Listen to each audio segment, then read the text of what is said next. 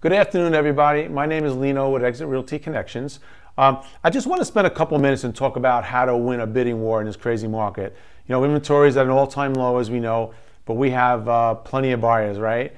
And I can tell you from this office that there's been multiple offers, and I'm preaching to the choir. So some houses as high as 20, 25 offers, which is kind of nuts when you think about it.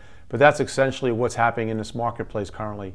A couple of things. One, obviously, you can win the bidding war by being the highest offer, right? But you got to be careful of that top appraisal number. Everybody's using escalation clauses. Everybody's using all these kinds of things. But keep in mind, you know, make sure you get a pre-approval. And I don't mean pre-qualified, a pre-approval. So you at least know the mortgage person, somebody looked at most of your documents to make sure it's a good, solid offer. And keep in mind, you got to keep an eye on the pricing, because if you go too high, it's not going to appraise out. You have to come up with the difference and all that kind of stuff that's going on now. So obviously you can win a bidding war by being the highest offers, but sometimes terms are more important, right? So what you want to try and do is you want to try and minimize also the amount of contingencies that you put on an offer. And some of those could be, well, I have to be in 30 days, or I have to sell my other house, or I'm not in contract yet with the house I'm trying to sell so I can buy this house. So all those types of contingencies are going to really hinder you when you're trying to put an offer and try to win a bidding war. It may be good at other times in the market, but for a bidding war, it's kind of difficult.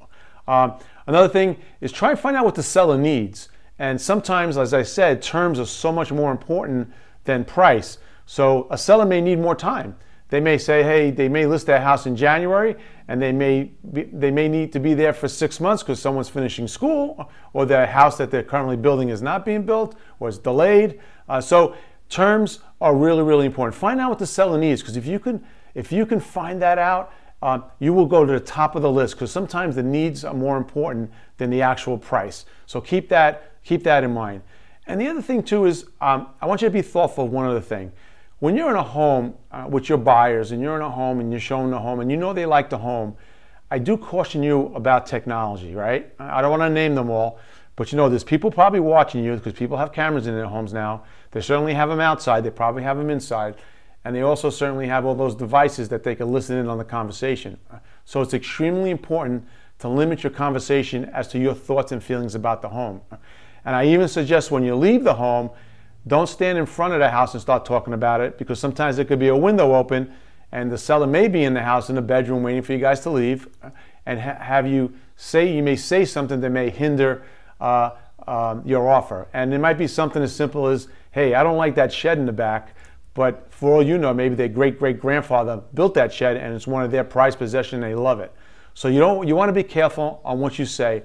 My suggestion is to meet with your realtor and your buyers in a private location, and then you can discuss what you saw and what you didn't see. But those are just some quick tips that may help you during this crazy market.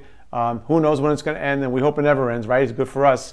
COVID is certainly winding down, which is a wonderful thing. And I want to congratulate each and every one of you on your efforts and everything you're putting into real estate now. It is certainly a fun time, but a trying time. But at the end of the day, it's fantastic. So have a wonderful day, everybody, and look forward to seeing you around. Thank you so much.